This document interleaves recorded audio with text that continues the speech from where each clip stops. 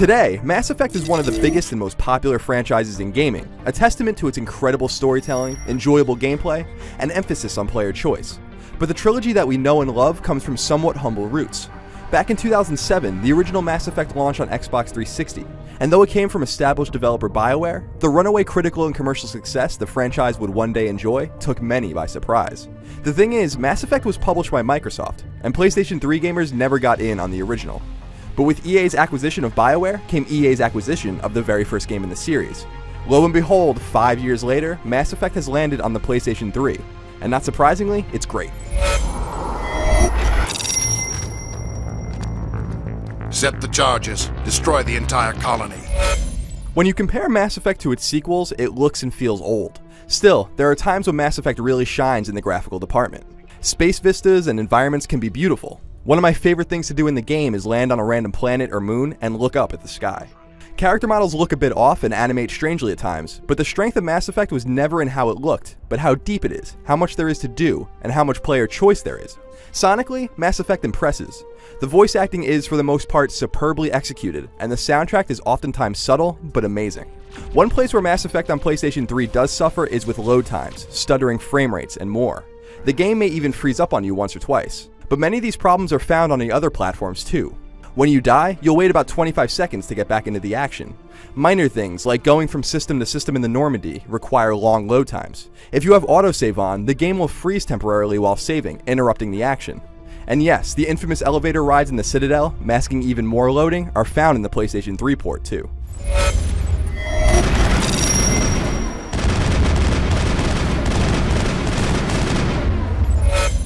I'm a believer that the Mass Effect games simply got better and better, meaning the original is, overall, the worst of the bunch. But that statement needs to be put into context, because the original Mass Effect remains a phenomenal game. What's so special about it is how much of a non-linear, open-ended, and sprawling RPG it is, something BioWare increasingly cut back on as the series moved forward. The experience system and customization options are more robust in Mass Effect than in its sequels, something I truly enjoy. Building up your party of characters, customizing their skills, weaponry, and loadouts, and earning experience for doing pretty much everything should have been a hallmark of Mass Effect as a series, but it's only found in its truest form in the original. Unfortunately, when compared to Mass Effect 2 and 3, combat feels a little stiff. You won't have the responsive control over Commander Shepard and your party that you did in future iterations. In this way, the first game in the series represents something interesting. The same mixture of RPG, action, and shooter found through the franchise, just in differing amounts. Still, Mass Effect's true strength rests in its absolutely amazing, engrossing story and the impressive universe that BioWare created. I can get lost reading the in-game codex full of compelling content, or cruising from mass relay to mass relay, reading about planets and far-flung star systems. Everything in Mass Effect is, in essence, a means to an end to experience the story. And since the game revolves around player choice on a consistent basis, there's reason to play more than once. And yes, your Mass Effect save connects to Mass Effect 2 on PlayStation 3, so Sony gamers can finally get in on the entirety of the story, and not just 2/3 of it.